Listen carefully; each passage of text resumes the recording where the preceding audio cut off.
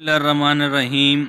आज हम जिन एमसीक्यूज़ की बात करने लगे हैं ये है इलेक्ट्रोमैग्नेटिज्म। ये उसका पार्ट 2 है। पार्ट 1 पहले अपलोड कर दिया गया था। पहले एमसीक्यूज़ पढ़ते हैं। Device which converts AC voltage of one magnitude into an other AC voltage of require magnitude is got. यानी जो अल्टरनेटिंग करंट की एक वैल्यू को दूसरी वैल्यू में तब्दील करता है, हम उसको क्या कहते हैं? तो ये हमारे पास यूज़ होता है ट्रांसफार्मर। इसको ट्रांसफार्मर कहते हैं। उसके बाद है हमारे पास MCQs number 2, the phenomena of electromagnetic induction produce. तो इलेक्ट्रोमैग्नेटिक इंडक्शन का जो अमल होता है ये हमारे पास इंड्यूस्ड ईएमएफ पैदा करता है। उसके बाद है हीटिंग अ मैग्नेट विल। अब जब किसी मैग्नेट को हम हीट करेंगे तो उसकी जो है वो डेंसिटी कम हो जाएगी। एक तो डेंसिटी कम हो जाएगी, दूसरा उसकी जो है ये कमज़ोर हो जाता है। तो वीकनेट, ये उसकी स्ट्रेंथ को क्या कर देगी? कमज़ोर कर देगी। तो ये जो मैग्नेट होगा वो वीक हो जाएगा। उसके बाद है हमारे पास the induced current in a conductor can be increased by. किसी कंडक्टर में जो करंट इंड्यूस्ड हुआ है हम उसको उससे भी ज़्यादा किस तरह कर सकते हैं? तो स्ट्रॉन्ग मैग्नेटिक फील्ड की मदद से, इंक्रीजिंग नंबर ऑफ टर्न्स की मदद से, या इंक्रीजिंग स्पीड ऑफ लूप। तो मैग्नेटिक फील्ड बढ़ा के भी उसको ज़्यादा किया जा सकता है, नंबर ऑफ़ टर्न्स भी ज़्यादा करके उसको किया जा सकता है, और उस लूप की स्पीड को बढ़ा के भी किया जा सकता है। तो ऑल ऑफ देम, ये हमारे पास चारों के चारों जवाब ठीक हैं कि करंट जो इंड्यूस्ड होता है उसकी मिकदार ज़्यादा करने के लिए हम ये तीनों बातें कर सकते हैं। उसके बाद है हमारे पास MCQs number 5, if a step up transformer were 100% efficient, कि उसकी जो एफिशिएंसी थी वो हमारे पास 100% थी। The primary and secondary winding would have the same, current same होना चाहिए, नंबर ऑफ टर्न सेम होना चाहिए, पावर या वोल्टेज। तो अगर तो 100% एफिशिएंट है तो उसकी जो पावर है, इनपुट और आउटपुट पावर बराबर होनी चाहिए।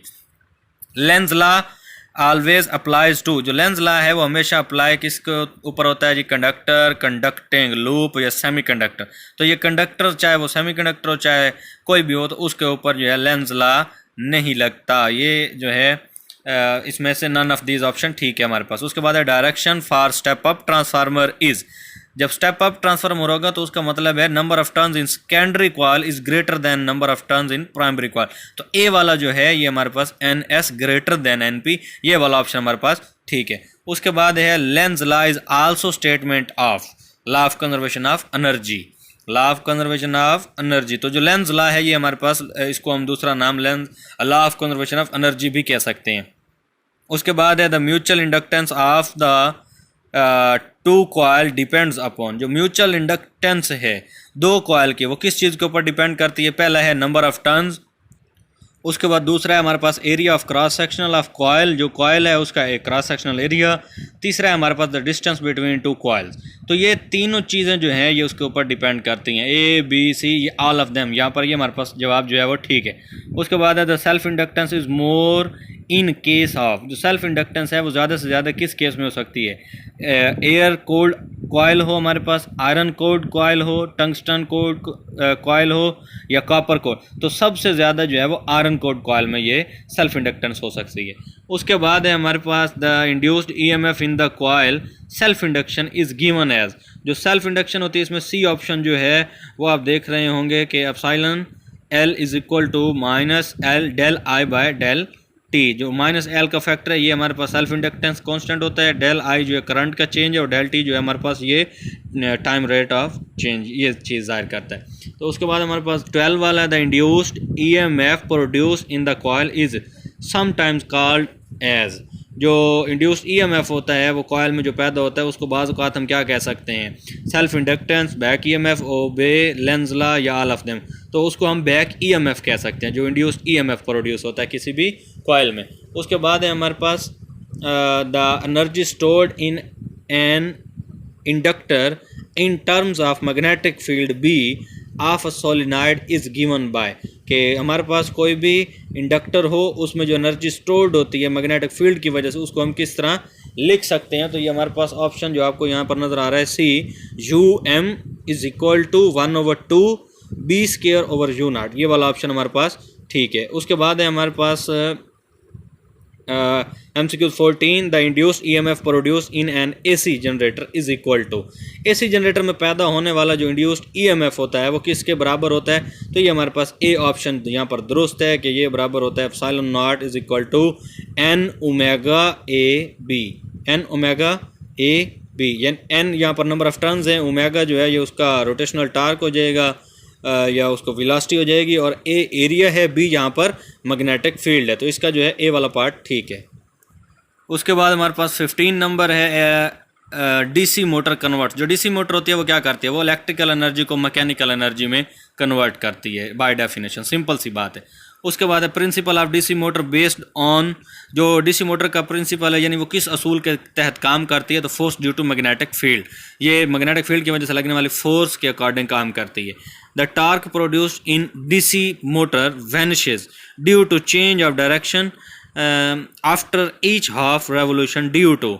अब जो है वो कहता है कि जो डीसी मोटर होती है उसमें जो टार्क पैदा होता है वो जो है डायरेक्शन के तब्दील होने से हमें हर आधी रोटेशन के बाद गायब हो जाता है। तो वो जो आधी रोटेशन होती है वो उसकी रिवर्स टार्क जाता है। जितना हाफ में वो क्लॉकवाइज घूमता है उतना ही रिवर्स टार्क में वो एंटी क्लॉकवाइज घूमता है, इसलिए उसको रिवर्स टार्क कहते हैं और वो वैनिश हो जाता है हर हाफ के बाद। When the DC motor may overloaded beyond its limit, the motor may be burned due to heavy current. जब भी लोड बढ़ेगा उसमें ज़्यादा करंट गुजरेगा, हैवी करंट, तो वो जल जाती है। In transformer, if the resistance of the coil is negligible, कि अगर एक ट्रांसफार्मर हो उसमें जो कॉयल है उसकी रेजिस्टेंस इतनी हो कि हम उसको निगलेक्ट कर सकें, फिर कौन सा ऑप्शन ठीक हो जाएगा, back EMF is equal to applied voltage. जितना अप्लाइड वोल्टेज हमारे पास होगा उतना ही उसमें क्या पैदा हो जाएगा, बैक ईएमएफ पैदा हो जाएगा। तो ए वाला ऑप्शन हमारे पास ठीक है। उसके बाद है जी हमारे पास where the several secondaries the transformer are used for different voltage is required. तो ये जो क्वेश्चन था ये कुछ मुझे समझ नहीं है, इसलिए मैंने यहाँ पर नो लिखा हुआ है। आप मज़ीद इसको सर्च कीजिएगा, अगर किसी को समझ आ जाए किसी भाई को, तो वो मुझे नीचे कमेंट्स में इसका जवाब बता सकते हैं। लेकिन यहाँ पर जो है जो ऑप्शन लगा हुआ है इसका ए पार्ट टेलीविजन, ये ठीक है। उसके बाद है in order to improve the efficiency of transformer. अगर किसी ट्रांसफार्मर की हम एफिशिएंसी बढ़ाना चाहते हैं तो उसके लिए हमें क्या करना पड़ेगा, core pieces should be laminated, hysteresis loop is of small area, wire should be of pure copper. तो ये सारी की सारी चीज़ें हम उसको लेमिनेशन करके उसका एरिया स्मॉल करके और उसके ऊपर जो है कोर वायर जो है उसके ऊपर हम प्योर कॉपर चढ़ा के या प्योर कॉपर की वायर इस्तेमाल करके ये सारी बातें करके हम जो है ट्रांसफार्मर की एफिशिएंसी बढ़ा सकते हैं। उसके बाद है the EMF produce by motion of coil across a magnetic field is called, कि ईएमएफ पैदा होता है कॉयल की हरकत की वजह से जो मैग्नेटिक फील्ड की वजह से हरकत करती है, तो उसको हम मोशनल ईएमएफ कहते हैं बाय डेफिनेशन, ये बात है। तो ये तारीफ बन जाती है। The induced EMF is primarily produced at the cost of mechanical energy. जो इंड्यूस्ड ईएमएफ होता है उसको पैदा होने में जो एनर्जी खर्च हो रही होती है वो मैकेनिकल एनर्जी होती है। उसके बाद है हमारे पास energy can be stored in a magnetic field of solenoid.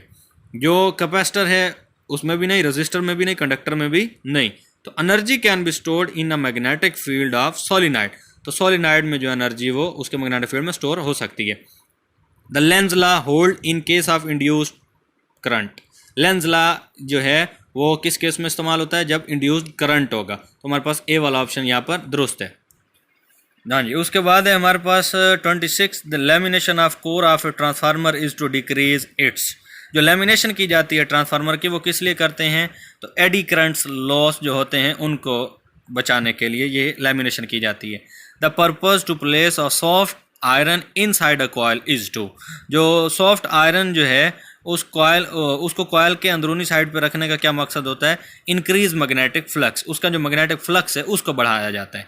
Load is the device which consume electrical energy. जो लोड होता है यानी हम आगे जो बल्ब जलाते हैं या हम ट्यूब लाइट्स इस्तेमाल करते हैं या मोटर चलाते हैं, फ्रिज, कंप्यूटर, तो घर में जितनी भी अप्लाइंसेज हैं इन सबको लोड कहते हैं। तो ये क्या कंज्यूम करती हैं, ये इलेक्ट्रिकल एनर्जी को कंज्यूम करती हैं, खर्च करती हैं। The field coil on the armature coil are connected is series और पैरेलल। इसको हम सीरीज भी जोड़ सकते हैं और इसको हम पैरेलल भी जोड़ सकते हैं, यानी कॉयल और जो आर्मेचर यानी जो उसका ढांचा होता है जिसके ऊपर वो कॉयल फिट की जाती है, तो वो सीरीज भी हो सकती है और पैरेलल भी हो सकती है। To enhance the magnetic flux the primary and secondary coils are wound on. अगर हमें मैग्नेटिक फ्लक्स बढ़ाना है तो हमें प्राइमरी और सेकेंडरी कॉइल जो है उसको वाउंड करना पड़ेगा सॉफ्ट आयरन कोर के ऊपर। सॉफ्ट आयरन कोर के ऊपर। उसके बाद है when a metallic and glass pots are put over a heater, the metallic pot heated up earlier due to the, अब वो कहता है मेटेलिक एंड ग्लास पॉट्स, हमने क्या किया, कोई मेटल की चीज़ और ग्लास की चीज़ है उसको हीटर के ऊपर रख दिया, तो जो मेटेलिक है वो जल्दी गर्म हो जाती है और दूसरी जो है वो नहीं। तो ये किस वजह से है, रेजिस्टेंस, वोल्टेज इज जनरेटर या करंट इज जनरेटर, तो ये करंट जनरेट होने की वजह से वो जल्दी गर्म हो जाती है। तो यहाँ पर सी वाला जो ऑप्शन है ये हमारे पास ठीक है। उसके बाद है the direction of induced EMF is such as to oppose the cause producing it, comment on this statement. ये कौन सी तारीफ है, तो ये लेंज लॉ की तारीफ है कि वो जो EMF जिसकी वजह से पैदा होता है उसी को अपोज करता है, तो ये लेंज लॉ की डेफिनेशन है। उसके बाद है हमारे पास transformer is a device which step up AC voltage, step down या स्टेप अप एनर्जी। तो सी वाला गलत है, ए और बी जो है हमारे पास AC वोल्टेज को जो ज़्यादा भी करता है, अप भी करता है और डाउन भी करता है, ये दोनों बातें हमारे पास ठीक है। The power dissipation in transformer is due to eddy currents, जो पावर नुकसान होता है जो ज़ाया होती है ट्रांसफार्मर में वो एडी करंट्स की वजह से ज़ाया होती है। Which quantity is increase in step down transformer, जो स्टेप डाउन होता है क्वांटिटी इंक्रीज, जो इसमें करंट बढ़ता है, करंट बढ़ेगा तो वोल्टेज कम हो जाएगा। ये हमारे पास P = VI फार्मूले से भी आप निकाल सकते हैं और P = I²RT वाले फार्मूले से भी निकाल सकते हैं। तो आसान फार्मूला आपके पास P = VI है, उसमें आप V की वैल्यू चेक करेंगे तो I इन्वर्सली प्रोपोर्शनल चला जाता है। उसके बाद है average power dissipation in a pure capacitor in AC circuit is, तो ये हमारे पास जो है प्योर, जब हमारे पास कैपेसिटर होगा ऐसी सर्किट में उसमें पावर डेसिपेशन क्या होती है हमारे पास 0 होती है, तो डी वाला ऑप्शन हमारे पास यहाँ पर दुरुस्त है। Quantity that remains unchanged in a transformer is frequency, voltage भी कम ज़्यादा हो सकता है, करंट भी कम ज़्यादा हो सकता है, लेकिन जो फ्रिक्वेंसी है वो तब्दील नहीं होती। अच्छा जी, उसके बाद है direction of induced current in such that it opposes a very cause that produce it, तो ये हमारे पास रिपीटेड क्वेश्चन है। लेंज लॉ की जो डेफिनेशन हमने स्टडी की थी ये वो वाली है। उसके बाद आ जाते हैं a particle is moving in a uniform magnetic field, then एक कोई पार्टिकल है हमारे पास, एक कोई ज़र्रा है वो हरकत कर रहा है यूनिफॉर्म मैग्नेटिक फील्ड में, तो it's momentum change but total energy remains the same, उसका मोमेंटम तब्दील होगा लेकिन एनर्जी जो है वो सेम रहेगी। तो ए वाला ऑप्शन हमारे पास यहाँ पर दुरुस्त है। जो बी ऑप्शन है both momentum and total energy remains the same, ये नहीं हो सकता। बोथ चेंजेस, दोनों तब्दील, ये भी नहीं हो सकते। Total energy change but momentum remain, तो ये अगेंस्ट है law of conservation of energy के, एनर्जी चेंज यहाँ पर नहीं आएगा। उसके बाद है हमारे पास transformer works on the principle of mutual induction, ये भी रिपीटेड क्वेश्चन है, ये पहले हम पढ़ चुके हैं। ट्रांसफार्मर जो है ये म्यूचुअल इंडक्शन के असूल पर काम करता है। तो ये हमारे दो पार्ट थे। ए पार्ट जो मैंने पहले आपको इलेक्ट्रोमैग्नेटिज्म का अपलोड कर दिया था, बी पार्ट अब अपलोड कर दिया है। तो अगर किसी को कोई बात पूछनी है तो वो नीचे जो है कमेंट्स में पूछ सकता है। अल्लाह हाफिज़।